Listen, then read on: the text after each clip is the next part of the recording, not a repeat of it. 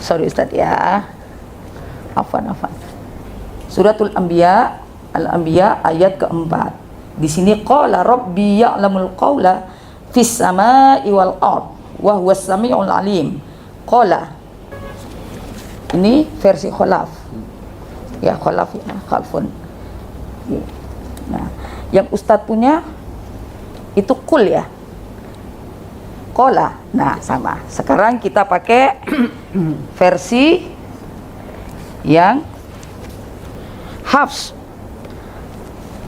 Ayatnya sama, suratul Anbiya ayat keempat. Kul Rabbi. Nah, ini qala Rabbi. Suratnya sama, Al-Anbiya halamannya sama. 322 suratul Anbiya, dan ini suratul Anbiya Ustaz ya.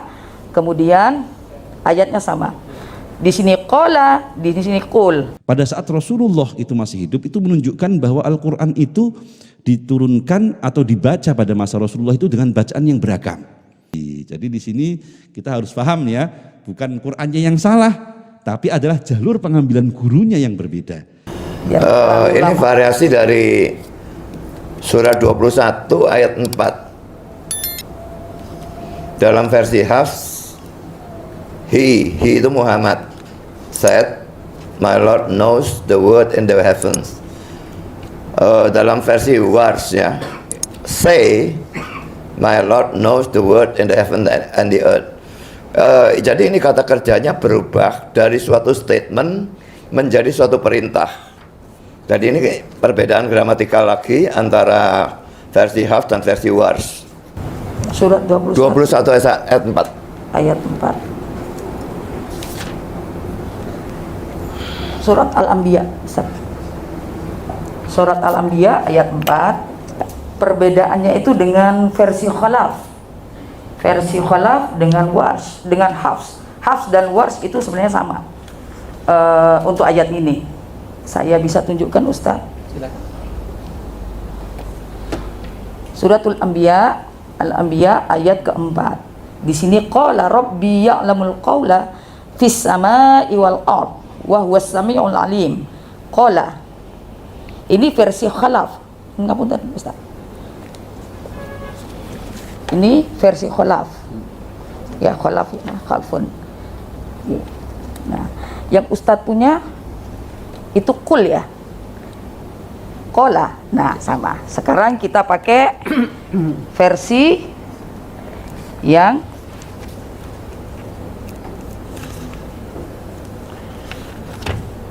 Hafs. Ayatnya sama, suratul Anbiya ayat keempat. Kul Rabbi. Di sini balik tadi. Sorry Ustaz ya. Afwan. Nah, ini qala Rabbi. Suratnya sama, Al-Anbiya halamannya sama. 322 suratul Anbiya, dan ini suratul Anbiya Ustaz ya. Kemudian ayatnya sama. Di sini qala, di sini kul. Nah, di mana perbedaannya? Di dalam gramatika bahasa Arab, qala itu fi'il madhi untuk orang ketiga tunggal, lampau. Kalau kul itu perintah. Artinya kalau qala itu goib. Dalam bahasa Arab goib itu dia laki-laki. Bisa ada di dekat kita tapi tidak langsung kita bicara dengan beliau. Bisa ada tidak ada di dekat kita. Misal saya ngomongin Pak Budi, tetapi saya tidak berbicara dengan Pak Budi, atau mungkin Pak Budi tidak ada di sini. Itu gaib, ya. Jadi orang ketiga tunggal, qala fi'il madhi. Artinya dia berkata, dia mengatakan. Kalau yang ini fi'il amr. Fi'il amr itu perintah. Katakanlah. Jika perintah, artinya antara saya dan Anda. Direct. Yang diperintahkan tuh ada di depan mata. Karena ini yang jadi masalah, yang memerintahkan ini siapa? Sedangkan ini yang berkata siapa? Ini baru dua versi antara Hafs dan Warsh. Ya. Jadi kul itu fi'il amr atau perintah. Yang ini qala. Dan dua-duanya fungsinya juga berbeda. Kan perbedaan membaca Al-Quranul Karim ini sejak awal periode Nabi Muhammad itu sudah terjadi. Kalau kita lihat atau kita baca tentang hadis bagaimana perbedaan bacaan antara Umar bin Khattab dengan Hisham pada saat Rasulullah itu masih hidup, itu menunjukkan bahwa Al-Quran itu diturunkan atau dibaca pada masa Rasulullah itu dengan bacaan yang beragam. Satu saat Umar itu masuk ke dalam Masjid Nabawi, mendapati Hisham itu membaca Al-Quranul Karim ketika dalam sholat. Beliau membaca surah Al-Furqan. Di dalam bacaannya itu Umar mendengarkan bahwa bacaan surah Al-Furqan yang dibaca Hisham ini berbeda dengan apa yang diajarkan Nabi Muhammad kepada Umar bin Khattab. Sempat saat itu Umar itu ingin segera menarik Hisham untuk membawanya di hadapan Rasulullah, kemudian untuk mempertanggungjawabkan perbedaan bacaan itu yang menurut Umar adalah salah. Ketika itu Umar menganggap bahwa Hisham itu telah mengada-ada sendiri bacaan Al-Quranul Karim, terutama surah Al-Furqan. Namun melihat Hisham itu sedang sholat, beliau Umar bin Khattab sabar menunggu Hisham itu untuk selesai sholat. Setelah selesai sholat, Hisham langsung dibawa menuju Rasulullah. Di depan Rasulullah, Umar bin Khattab mengadu kepada Rasul tentang bacaan yang ia dengar dari Hisham tentang surah Al-Furqan. Saat itu Rasulullah menyuruh kepada Hisham untuk membaca surah Al-Furqan sebagaimana yang ia baca ketika sholat tadi. Lantas si Hisham membaca surah Al-Furqan sebagaimana ketika dia baca dalam sholat. Apa jawab Rasul? Jawab Rasul ketika itu beliau hanya mengatakan bahwa benar Hisham, itu surah Al-Furqan yang aku ajarkan kepada engkau. Ketika itu pula Rasul memerintahkan kepada Umar bin Khattab untuk membaca surah Al-Furqan sebagaimana yang diajarkan oleh Rasulullah kepada Umar bin Khattab. Seketika itu juga Umar bin Khattab membaca surah Al-Furqan sebagaimana yang diajarkan oleh Rasul kepadanya. Lantas jawaban Rasul bagaimana? Rasul menjawab bahwa itu benar surah Al-Furqan yang aku ajarkan kepada engkau Umar. Lantas Rasulullah mensabdakan bahwa unzilal Quran ala sab'ati ahrufin, bahwa Al-Quran itu diturunkan atas 7 huruf, 7 ahruf. 7 ahruf itu adalah tadi banyaknya perbedaan. Dari sekian banyak perbedaan itu diantaranya adalah perbedaan bacaan Al-Quranul Karim. Ini adalah perbedaan bacaan Al-Quran pada masa Rasulullah SAW. Kemudian ketika Al-Quran dituliskan, dan kita harus kembali untuk melihat bagaimana manuskrip Al-Quran lama yang memang itu menjadi bukti sahih adanya perbedaan tersebut. Kita ingat bahwa ketika Rasulullah wafat lantas digantikan oleh Khalifah Abu Bakar As-Siddiq, beliau atas anjuran dari Umar bin Khattab mengumpulkan Al-Quranul Karim ke dalam satu mushaf atau satu kumpulan. Ketika itu para sahabat dipanggil semuanya yang memiliki catatan Al-Quran ataupun hafalan Al-Quran untuk menyetorkan kepada Khalifah Abu Bakar As-Siddiq yang ketika itu panitianya adalah Ubay bin Ka'ab, yakni panitia untuk mengumpulkan lembaran-lembaran Al-Quranul Karim atau mengumpulkan Al-Quranul Karim. Setelah terkumpul menjadi satu bundelan begitu, lantas dibacakan di depan para sahabat semua yang hadir ketika itu, dan para sahabat menyepakati bahwa itu adalah bacaan atau itu adalah Al-Quranul Karim. Ketika wilayah Islam menjadi semakin lebar, ketika Islam sudah bisa menguasai daerah Khurasan, daerah Syam, daerah Mesir dan lain sebagainya, dan para sahabat ini tentu mereka ingin menyebarkan Islam ke lebih berbagai daerah atau ke berbagai daerah. Tentunya sahabat ini ingin menyebarkan Islam ke berbagai daerah. Namun yang menjadi hambatan nantinya adalah para sahabat ini sejak mula diajarkan Rasulullah itu adalah bacaan Al-Quran yang beragam. Sehingga ketika mungkin sahabat ini berjihad ke Syam atau dia berdakwah ke Syam, dia membaca bacaannya sendiri. Lantas sahabat yang satunya itu pergi ke Khurasan seumpama, lantas dia juga membaca bacaannya sendiri. Ke Mesir membaca bacaannya sendiri. Lantas mungkin ke Maghrib dan lain sebagainya, ke daerah-daerah Islam yang ketika itu pada masa Khalifah Utsman bin Affan itu sudah mulai tersebar luas Islam. Itu masing-masing sahabat menyebar ke dunia Islam dengan membaca bacaan Al-Quran mereka masing-masing yang dulu didapatkan dari Rasulullah SAW. Sampai ketika peristiwa penaklukan Azerbaijan. Penaklukan Azerbaijan, ketika itu sahabat Hudzaifah al-Yamani mendapati hampir terjadi pertumpahan darah atau pertentangan antar sesama muslim disebabkan karena perbedaan bacaan dari masing-masing pasukan Islam. Karena ketika itu pasukan Islam tidak hanya terdiri dari orang Arab saja, ada yang dari Syria, ada yang dari Mesir dan lain sebagainya, dan mereka itu diajarkan Al-Quran oleh sahabat yang asalnya sahabat itu berbeda-beda dalam bacaan Al-Quranul Karim. Oleh karenanya ketika mereka bertemu, mungkin mereka saling tadarusan dan lain sebagainya, mereka mendapati bahwa saudaranya membaca Al-Quran dengan bacaan yang berbeda. Sebagaimana tadi ketika pada masa Rasulullah ada pertentangan antara Hisham dengan Umar bin Khattab.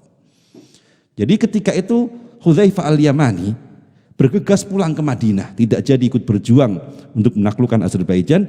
Beliau melapor kepada Khalifah Utsman bin Affan ketika itu demi melihat adanya potensi pertentangan umat Islam dalam bacaan Al-Quranul Karim. Beliau melapor kepada Khalifah Utsman bin Affan untuk menyatukan bacaan-bacaan Al-Quran yang banyak itu menjadi ke dalam satu mushaf saja yang mewakili berbagai macam bacaan-bacaan Al-Quranul Karim. Ketika itu Khalifah Utsman menyetujui apa yang disampaikan atau yang digagaskan oleh Hudzaifah al-Yamani. Lantas beliau dengan ijtihadnya mengumpulkan kembali mushaf-mushaf Al-Quran yang mungkin banyak tersebar di dunia Islam, lantas menyatukan ke dalam satu tulisan mushaf atau yang dinamakan sebagai Rasm Utsmani. Di mana Rasm Utsmani itu kalau kita lihat manuskrip-manuskrip yang saat ini mungkin masih bisa kita lihat bahwa ada perbedaan dengan manuskrip atau dengan mushaf yang sekarang kita lihat. Kalau Rasm Utsmani itu tulisannya sama sekali tidak ada harokatnya. Tidak ada harokatnya, jadi A, I, U-nya tidak ada. Tidak hanya itu saja, pun tidak ada titiknya yang membedakan antara ya, ta, ba, ta, yang membedakan antara ha, kho, jim, dan lain sebagainya.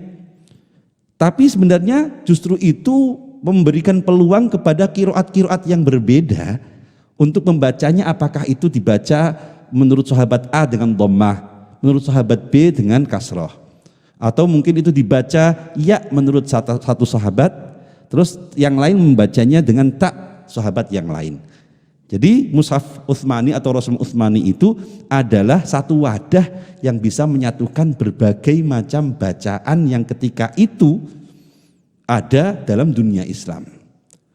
Kemudian Rasm Utsmani itu atau mushaf Utsmani digandakan, ada yang meriwayatkannya 5, 7 dan lain sebagainya, disebarkan di berbagai pusat-pusat penyebaran agama Islam. Orang boleh membaca mushaf Utsmani itu harus berdasarkan riwayat. Dan orang-orang yang membaca ala qiyasil arabiyah ketika itu mendapatkan hukuman. Karena apa? Karena tadi dia membaca Rasm Utsmani tanpa ada contoh dari guru-guru yang memiliki sanad atau memiliki jalur sampai kepada Rasulullah Shallallahu Alaihi Wasallam. Dalam kitabnya Taisir fil Qiraatis Sab'i karya Ad-Dani, beliau memasukkan 7 imam tersebut. Yang pertama, beliau di Madinah mengambil bacaan Imam Nafi'. Lantas di Makkah beliau mengambil bacaan Ibnu Katsir. Di Basrah beliau mengambil bacaan Imam Abu Amr. Di Syam atau di Syria beliau mengambil bacaan Ibnu Amir. Lantas di Kufah, karena Kufah ketika itu menjadi kota besar ketika Imam Ali atau Khalifah Ali memindahkan ibu kota dari Madinah ke Kufah sehingga banyak sahabat yang pindah ke Kufah. Itu di situ ada 3 imam qiraat yang diambil oleh Ad-Dani, yakni ada Imam Asim, ada Imam Hamzah, ada Imam Ali Al-Kisai. Jadi kalau kita hitung tadi ada 7 bacaan Al-Quran yang berbeda yang dimasukkan oleh Ad-Dani ke dalam bukunya atau dalam kitabnya Taisir fil Qiraatis Sab'i, yakni yang di Madinah ada Imam Nafi', di Makkah ada Imam Ibnu Katsir, lantas di Basrah ada Imam Abu Amr, di Syria atau di Syam ada Imam Ibnu Amir, di Kufah ada 3 yakni Imam Asim, Imam Hamzah dan Imam Ali Al-Kisai. Mungkin ya kalau kita lihat sesuai dengan urutan perkembangan mushaf tadi, bahwa mushaf Al-Quranul Karim ketika ditulis oleh Utsman bin Affan atau ketika dibakukan oleh Utsman bin Affan dikirim di 5 kota tersebut. Sehingga dari mushaf tersebut nanti akan terlihat perbedaan. Salah satunya seumpama kalau ada satu bacaan di satu sisi menggunakan ta, terus yang satunya menggunakan ya, lantas satunya menggunakan dhammah, yang satunya kasroh, bahkan satunya bertasydid atau yang satunya tidak bertasydid, itu nanti akan terlihat dari mushaf yang dikirimkan oleh Sayyidina Utsman ke masing-masing kota tersebut. Bahkan mungkin nanti akan terlihat salah satu qiraat dengan membuang wawu, satu qiraat lagi dengan isbatul wawu dan lain sebagainya. Kemungkinan tersebut adalah karena dalam mushaf tersebut itu terjadi perbedaan. Kemudian pada taraf berikutnya, karena ilmu qiraat sudah semakin berkembang, pada masa setelahnya muncul salah satu tokoh yang menjadi pembesar dalam ilmu qiraat, yakni Al-Allamah Ibnul Jazari. Ibnul Jazari itu menjadi muara sanad Al-Quranul Karim di seluruh dunia, karena beliau menjadi patokan para qurra dunia untuk mentashihkan bacaan Al-Qurannya. Ibnul Jazari kemudian menyusun satu kitab penting lagi yang menurutnya ada bacaan yang lain, yang juga bacaan itu adalah bacaan yang sahih. Sebelumnya kita harus tahu bahwa bacaan Al-Quranul Karim yang sahih menurut Ibnu Mujahid setidaknya harus memiliki 3 kriteria. Yang pertama, bacaan tersebut itu harus bersanad sampai Rasulullah. Ketika bacaan tersebut ada sanadnya atau ada jalur gurunya sampai kepada Rasulullah, maka dia adalah qiraat yang sahih, bacaan Al-Quran yang dinyatakan benar. Yang kedua syaratnya adalah bahwa qiraat tersebut itu sesuai dengan rasam Utsmani, sesuai dengan tulisan yang dulu dikumpulkan atau disatukan oleh Sayyidina Utsman bin Affan. Jadi tidak hanya rasam Utsmani saja, harus sesuai dengan rasam Utsmani, punya sanad sampai Rasulullah. Yang ketiga harus sesuai dengan kaidah-kaidah bahasa Arab secara umum.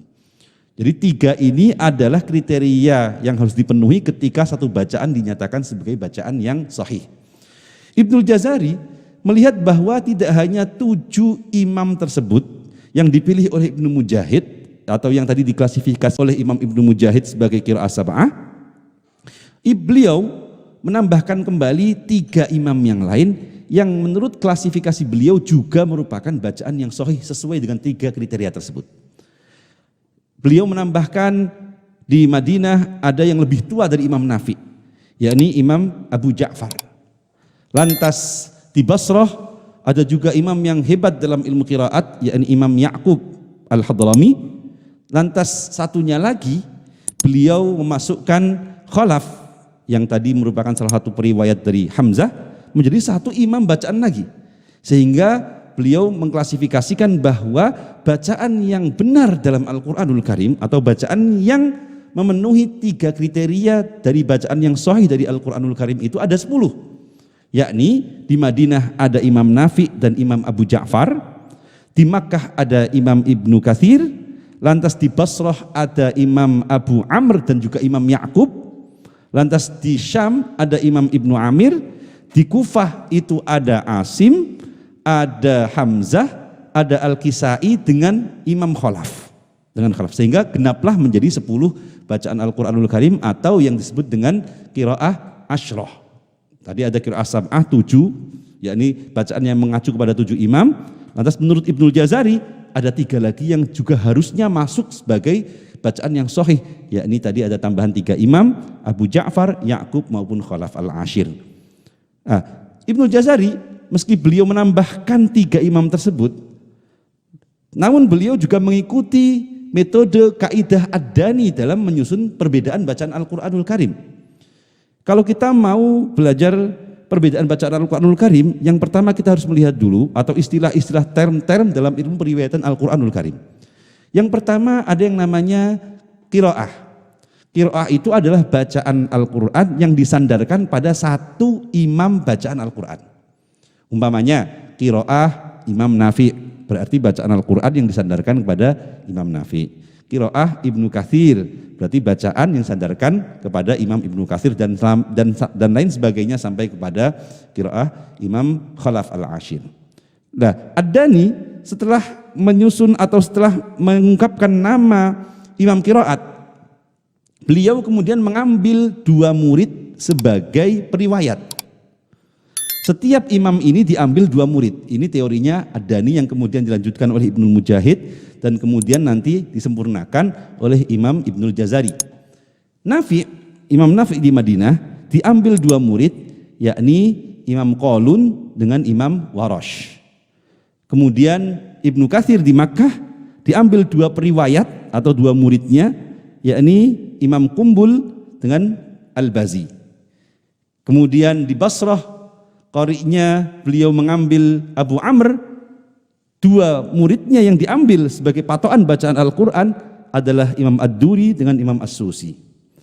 Di Syam atau di Syria beliau mengambil qiraat Imam Ibnu Amir, lantas 2 murid yang dipilih menjadi periwayat dari Ibnu Amir ini adalah Hisham dan Ibnu Dzakwan. Lantas di Kufah ketika beliau mengambil Imam Asim, maka murid yang diambil dari jalur Imam Asim ini adalah Syu'bah dengan Hafaz. Di Kufah juga ketika Imam Hamzah diambil sebagai qari'nya, maka 2 murid yang dipilih adalah Khalaf maupun Khalad. Lantas Al-Kisai itu dipilih 2 muridnya, yakni Abul Harith atau Abul Harith, kemudian Ad-Duri. Ad-Duri yang tadi merupakan periwayat dari Imam Abu Amr juga. Lantas Ibnu Jazari menambahkan juga sesuai dengan teorinya Ibnu Mujahid atau teorinya Ad-Dani ini, bahwa dalam teorinya Ibnu Jazari Abu Ja'far beliau diambil 2 muridnya yang ternama atau yang menjadi periwayat dari Imam Abu Ja'far, yakni Ibnu Wardan dan Ibnu Jammaz. Ya'qub beliau mengambil 2 muridnya, yakni Ruwais dan Rauh. Kemudian Khalaf Al-Ashir itu diambil 2 muridnya, yakni Ya'qub Al-Hadrami, beliau mengambil 2 muridnya, atau Ibnu Jazari mengambil 2 muridnya, yakni Ruwais dan Rauh. Kemudian Khalaf Al-Ashir yang merupakan periwayat dari Hamzah tadi, beliau mengambil 2 murid juga, sesuai dengan teorinya Ad-Dani tadi. Beliau mengambil yakni Ishaq dan Idris. Jadi 10 ini ketika satu qari terus memiliki 2 periwayat, dalam istilah ilmu qiraat dikatakan sebagai qiraah asyrah sughra. Jadi kalau kita tadi sab'ah itu teori secara umum, yakni apa? Satu qari diambil 2 rawi. Satu qari 2 rawi begitu, dan itu diikuti oleh Ibnul Jazari. Beliau menulis satu kitabnya yang namanya Ad-Durratul Mudhi'ah yang menggenapi dari 3 qari yang ditulis oleh Ibnul Mujahid maupun Ad-Dani dalam qiraah sab'ahnya, sehingga menjadi qiraah 10, menambahkan Abu Ja'far, Ya'qub dan juga Khalaf Al-Ashir.